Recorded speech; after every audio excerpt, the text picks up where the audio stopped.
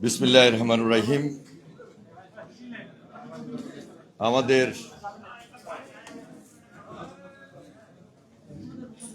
মুসলিম নেতা, যার সঙ্গে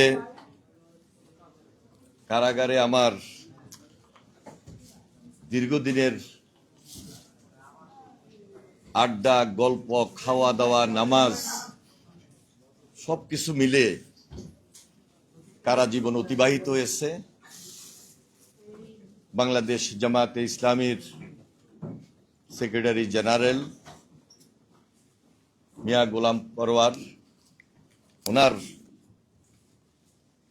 নিজের হাতে লেখা 5টা বইয়ের মোড়ক উন্মোচন, এবং এই উন্মোচন উপলক্ষে আজকে বিশেষ যে অনুষ্ঠানের আয়োজন করেছেন, আমি ওনার দাওয়াত পাওয়া মাত্রই জেল জীবনের অংশীদার হওয়ার জন্য কথা 2-4টি বলার যে সুযোগ পেয়েছি, এবং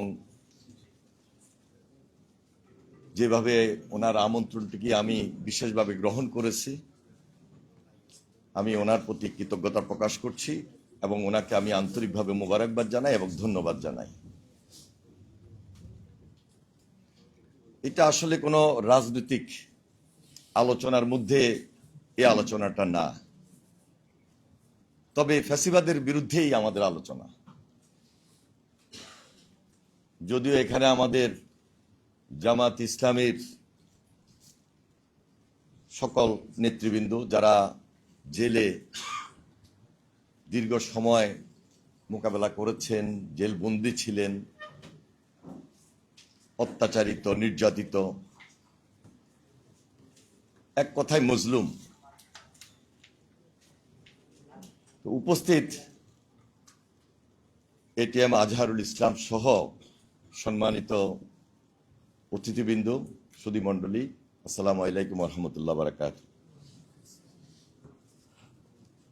আমি সবসময় তো রাজনীতি নিয়ে খুব ব্যস্ত থাকি, এবং আমার ছাত্র জীবন থেকেই যখন হাসিনা বিরোধী আন্দোলন ছিল, তখন একদিকে পালিয়ে থাকতাম, আরেকদিকে পালানো অবস্থায়ও প্রোগ্রাম করা, অর্গানাইজ করা, ওই ব্যস্ততার মধ্যে দিয়ে আমার জীবনটা এখনো একইভাবে চলছে। আমার দল বাংলাদেশ জাতীয়তাবাদী দল, একদিকে দলের কর্মকাণ্ড, আরেকদিকে সরকারের এই মুহূর্তে গুরুত্বপূর্ণ দায়িত্বের কারণে আরো বেশি ব্যস্ত সময় আমাকে কাটাতে হয়। আমি বরাবরই কখনো একটা বই লিখব এই সুযোগটা পাইনি।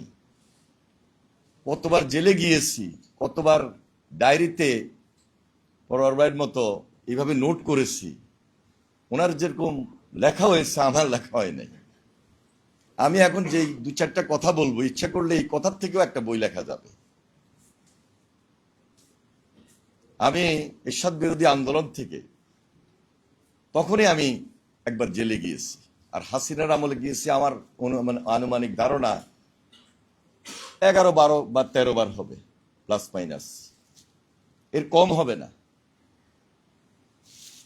সর্বোচ্চ আমি জেলে ছিলাম 6.5 মাস, আর সর্বনিম্নে ছিলাম আমি এই সর্বশেষ জুলাই আন্দোলনে। 25 জুলাই আমি গ্রেপ্তার হয়েছি, 6 জুলাই আমি বের হয়েছি, 6 আগস্ট, ওটা জুলাই, 36 জুলাই। হ্যাঁ, আমি 1 তারিখে 6 মাসের জন্য বাজার করেছি, আমি এবং ব্যারিস্টার আমদার রহমান পার্থ, সিদ্ধান্ত নিয়ে, টাকা একদম পিসির টাকা দিয়ে ইলেকট্রিক চুলা পর্যন্ত কিনেছি।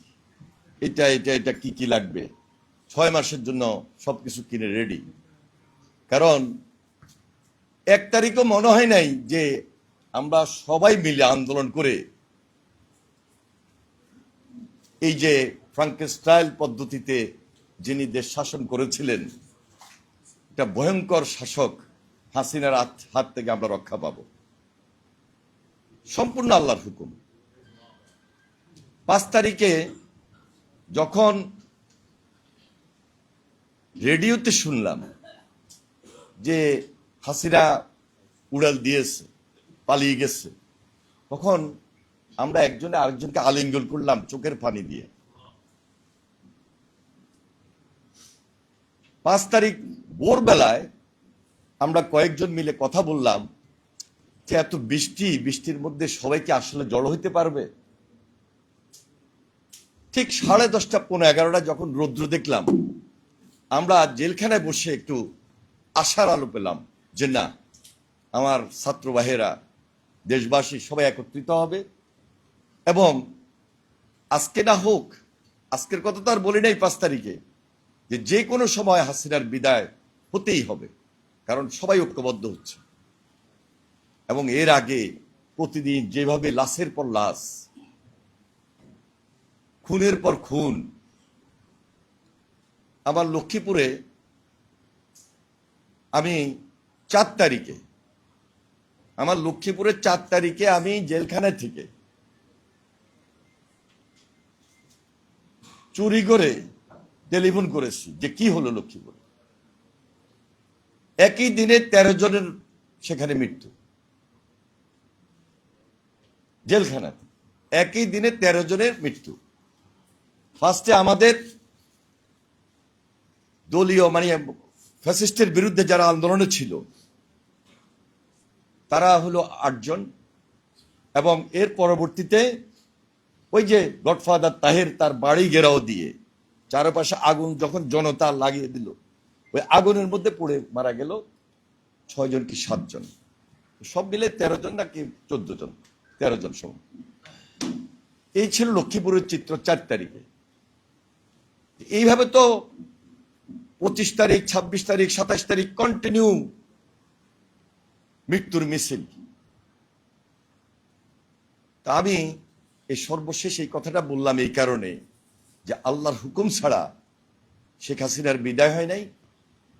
আমরা তো উসিলা, আমরা আন্দোলন করেছি দীর্ঘ 16, 17, 18 বছর। আন্দোলন করতে গিয়ে যে ব্যারিস্টার আরমানের পিতা মীর কাসেম সাহেব আমার সঙ্গে দেখা হলো সুরমাতে, গাজীপুর, কাশিমপুর। তো বললো, হ্যারি তোমার এখানে এত কাঁঠাল সুরমাতে, তুমি আমার এখানে কাঁঠাল পাঠানো একা একা খাও। আমি বলি, দেখেন আমি খুব একটা কাঁঠাল বেশি খাই না, আম পাইলে বেশি খাই। আমি তোমার জন্য আম পাঠাবো, তুমি আমার জন্য কাঁঠাল পাঠাবে। আমি ওনার সঙ্গে দেখা হওয়ার পর 3টা 4টা কাঁঠাল প্রতিদিন কেটে কেটে পাঠিয়ে দিতাম। খুব পছন্দ করতেন কাঁঠাল। আমি 26 ছেলে ছিলাম, এই 111-এর কথা বলতেছি, পুরাতন। ফার্স্টে ছিলাম এরশাদনগরে, যেখানে এরশাদকে রাখতো, ওটার নাম ছিল এরশাদনগর। পরে ছিলাম 26 ছেলে। তা আমাদের আজকের প্রধানমন্ত্রী জনাব তারেক রহমান তখন জেলে। তা আমরা তো তখন ওনার সঙ্গে দেখা করা তো আমাদের জন্য কঠিন ছিল, দেখা করতে দিত না। লুকে আমরা দেখা করতাম, লুকিয়ে আমরা তার পাশে যাওয়ার চেষ্টা করতাম। তার উপর অত্যাচার নির্যাতনের কাহিনী তো নতুন করে বলার প্রয়োজন নাই।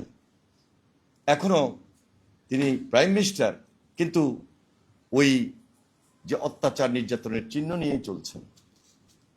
একদিন এই 26 ছেলে আমার সব সিনিয়র, তো ব্যারিস্টার মওদুদ সাহেব, কর্নেল অলি সাহেব, মির্জা আব্বাস সাহেব, সাইদি সাহেব,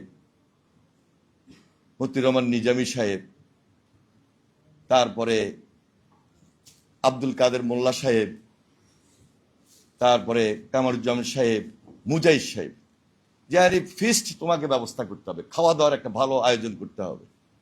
তা আমি চিন্তা করলাম, এতগুলা লোক, আজকে পিন্টু সাহেব, আব্দুল সালাম পিন্টু সাহেবের দায়িত্ব দিল না, আমাকে দায়িত্ব দিল সবাই, একটা ভালো খাওয়ার ব্যবস্থা করি। তা আমি একদম জেলখানায় টাকা দিয়ে তাজা মুরগি নিয়ে আসলাম 10টা। আনার পর দেখলাম যে এই মুরগিগুলা যদি আমি আগের দিন জবাই করে রাখি তাহলে এটা পুরানো হয়ে যাবে। যেদিন ফিস্ট হবে, খাওয়া হবে, ওই দিন সকালেই জবাই হবে। তা আমি ওইখানে একটা ওই যে আমাদের দেশে যেরকম খোয়ার থাকে না মুরগি রাখার, এরকম একটা বানানোর চেষ্টা করলাম। বানায় ওইখানে বাবুর্চি শাহজাহান, মনে আছে, নরসিংদী বাড়ি, তো ওকে দিয়া সব ব্যবস্থা করলাম, আইটেম সব রেডি করলাম। ওই দিন খাওয়া দাওয়া হলো। খাওয়া দাওয়া যেদিন হলো, ও এর আগে কিন্তু আমার মুক্তি হবে, পরের দিন আমি বের হবো, এই জন্য স্পেশাল খাওয়ার ব্যবস্থাটা। আমি খাওয়া দাওয়া শেষ, পরের দিন আমি বাইর হব। সন্ধ্যার পরে মতিউর রহমান নিজামী এখান থেকে ট্রান্সফার, মুজাহিদ সাহেব ট্রান্সফার, এক একজন এক এক জেলখানায় ট্রান্সফার খাওয়ার আয়োজনের জন্য। এবং আমাকে তো ওই পরের দিন রাত্রেই বিদায় দিল, মানে সবাইকে আলাদা আলাদা করে দিল।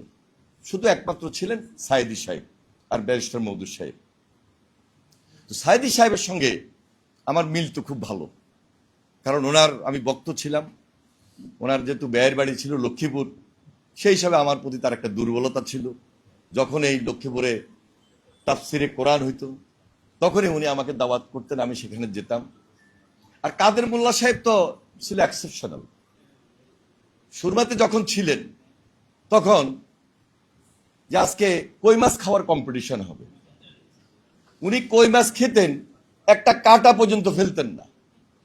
কই মাছের কাঁটাটা পর্যন্ত উনি চাপায় চাপায় একদম কমপ্লিট করে পুরোটা শেষ করতেন, মাথা থেকে লেস পর্যন্ত, মানে ফালানোর মতো কোনো কিছু থাকতো না। এরকম অনেক স্মৃতি মতিউর রহমান নিজামী সাহেবের সঙ্গে। তো এই যে আজকে এখানে আজহারুল ভাই বসা আছেন, উনি যেহেতু পাশের ছেলে ছিলেন, আমাদের সঙ্গে দেখা হওয়ার কোনো সুযোগ ছিল না, আমরা খোঁজ পেতাম। ঠিক ওই আরমানের আব্বা, উনি যেহেতু কাশিমপুরে আমাদের থেকে ভিন্ন জায়গায় ওনাকে রেখেছিল, এই জন্য ওনাদের সঙ্গে দেখা হতো মেডিকেলে। আর ওনাকে তো ডান্ডাবেড়ি পরায় রাখতো সারাক্ষণ। উনি কোর্টে আসতেন, কোর্টে দেখা হতো। আর পরোয়ার কথা বলে আমি শেষ করছি। আমি যেদিন একদম কাশিমপুরে গেলাম, আমি দেখলাম যে কাশিমপুর যাওয়ার সঙ্গে সঙ্গে পরোয়ার ভাই আমার উপরে এসে উপস্থিত, যে আগামীকালকে সকালে আমার ব্রেকফাস্ট, ওনার দাওয়াত আমাকে নিতে হবে, বাসা থেকে খাওয়া আসবে, বা এখানে কি খাওয়াবে না খাওয়াবে আমি এখন রেডি না, প্রস্তুত না। তো পরের দিন সকালে ওনারা আমন্ত্রণ রাখলাম, ওনারা আমন্ত্রণে উপস্থিত হলাম। আর আমাদের ওইখানে মুরব্বী ছিলেন, ইমাম সাহেব ছিলেন আপনাদের আজকের ডাক্তার শফিকুর রহমান সাহেব। তো ডাক্তার শফিকুর রহমান সাহেব, তিনি, আমরা একসঙ্গে নামাজ পড়তাম, 5 ওয়াক্ত নামাজ পড়তাম। আমাদের সঙ্গে 2-1 নামাজ পড়তো না। তো শফিক সাহেব এবং আমি মিলে ওদেরকে উদ্বুদ্ধ করতাম যে নামাজ কিভাবে পড়তে হবে। উনি খুব ভালো মশলা দিতেন, কথা বলতেন। যাই হোক, সবকিছু মিলে জেলের যে আমাদের দীর্ঘদিনের এই যে অত্যাচার নির্যাতনের কাহিনী, এটা যদি আমি বলতে থাকি এরকম বই জমে যাবে। আর আমার রাজনৈতিক জীবনের বই যদি আমি লিখতে যাই, এটা লিখে শেষ করা যাবে না। আল্লাহর হুকুম 40 ঊর্ধ্ব হয়েছে। আমি 1980 সাল থেকে সরাসরি এই ছাত্র রাজনীতির সঙ্গে সম্পৃক্ত, প্রেসিডেন্ট জিয়ার সময় থেকে, ওনার হাত ধরে খাল কাটা কর্মসূচি থেকে। তো প্রেসিডেন্ট জিয়া যেহেতু একজন দেশপ্রেমিক নেতা ছিলেন, তিনি যে একজন মোমেন ছিলেন, ওই প্রকৃত মোমেনের পিছনে রাজনীতি করার সুবাদে আমি নিজের চেষ্টা করি তার আদর্শকে ধারণ করা। তার রাজনৈতিক দর্শন আমাকে উদ্বুদ্ধ করেছিল। বিদায় সর্বশেষ দেশনেত্রী বেগম খালেদা জিয়ার নেতৃত্বে আমার রাজনৈতিক উত্থান ছাত্র জীবনে। এখন পর্যন্ত অনেকেই বলে যে এখনো ছাত্রের মতোই লাগে, আপনার বয়স তো খুব একটা বেশি হয় নাই। তা আল্লাহর হুকুম, সবাই দোয়া করবেন আমরা যেন মিলেমিশে পার্লামেন্টে যেভাবে কথা বলি, বাইরে যেন সেটা রাখতে পারি। পার্লামেন্ট এবং বাইরের মধ্যে কিন্তু কিছুটা হলেও ডিফারেন্স আপনাদের মধ্যে আছে। প্রকৃতপক্ষে এই ডিফারেন্সটা থাকা উচিত না, কারণ ডিউ টু ফ্যাসিবাদের বিরুদ্ধে লড়াই সংগ্রাম আমাদেরকে চ্যালেঞ্জ দিয়ে করতে হয়েছে। পার্লামেন্টে সর্বশেষ 2008-এ যখন ছিলাম, তখন ওই প্রাইম মিনিস্টার ওইখানে বসতো আর আমরা আমাদের বিরোধী দলের নেতার পিছনে বসতাম। এইভাবে আঙ্গুল দিয়ে বলতো তোকে দেখাই দেব। ওইটার প্রতিবাদ আমরা করেছি, হাসিনার কাছে মাথা নত করি নাই। তো যাই হোক, সবাই নতুনভাবে দেশটাকে গড়ব, এটাই তো আমাদের কাছে সাধারণ মানুষের আশা প্রত্যাশা। এই প্রত্যাশার জায়গা থেকে আমরা সবাই ঐক্যবদ্ধ থাকবো। ধন্যবাদ সবাইকে। আসসালামু আলাইকুম ওয়া রাহমাতুল্লাহি ওয়া বারাকাতুহু।